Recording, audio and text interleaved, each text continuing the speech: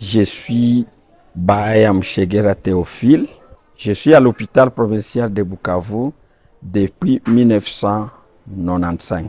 Je peux dire que c'est nous qui étions les premiers infirmiers engagés quand on a fait la cessation de cet hôpital à l'archidiocèse. À cette époque, l'hôpital était encore, je peux dire, trop petit. Certains services n'existaient pas, comme aujourd'hui. Le nombre d'infirmiers aussi était réduit. Il n'y avait pas assez d'infirmiers expérimentés, assez de médecins aussi expérimentés.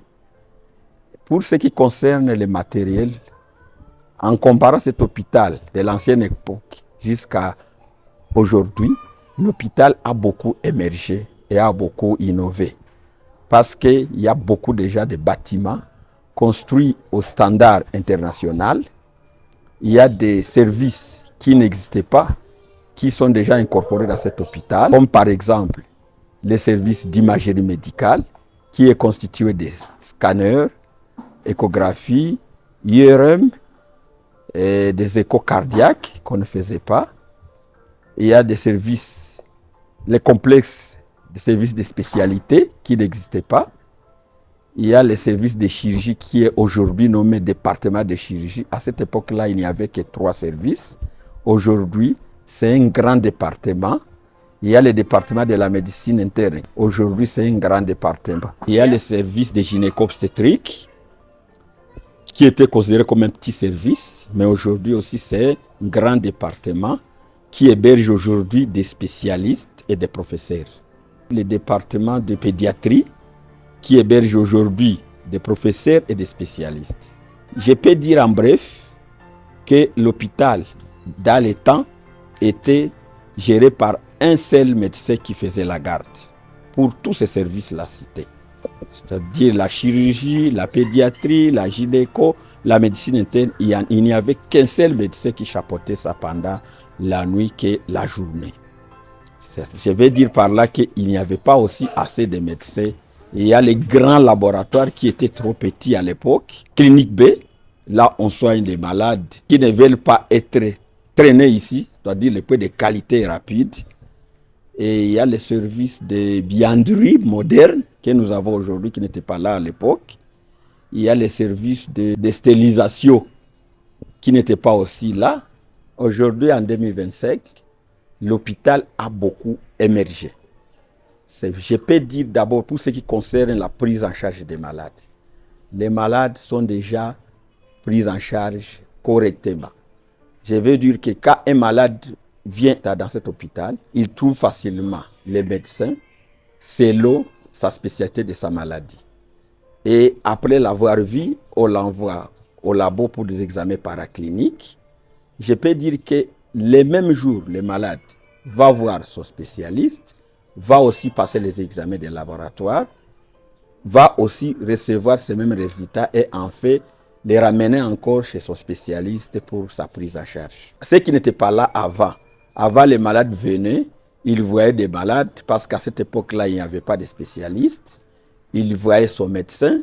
C'était, je peux dire, un engouement de malades parce que souvent, peut-être un seul médecin pouvait recevoir une cinquantaine de malades.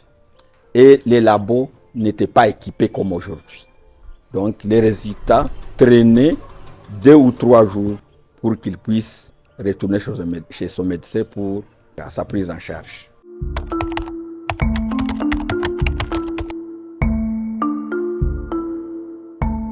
Aujourd'hui, chaque département a ses propres spécialistes.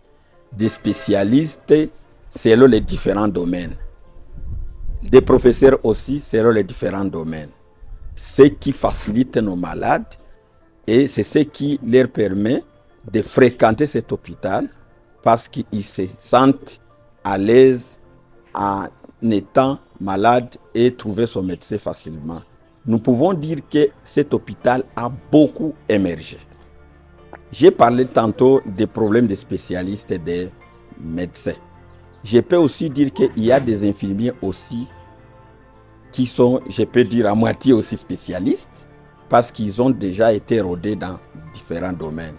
Donc, sur le plan ressources humaines, je peux dire que les personnels confondus, se sentent mieux dans cet hôpital qu'avant.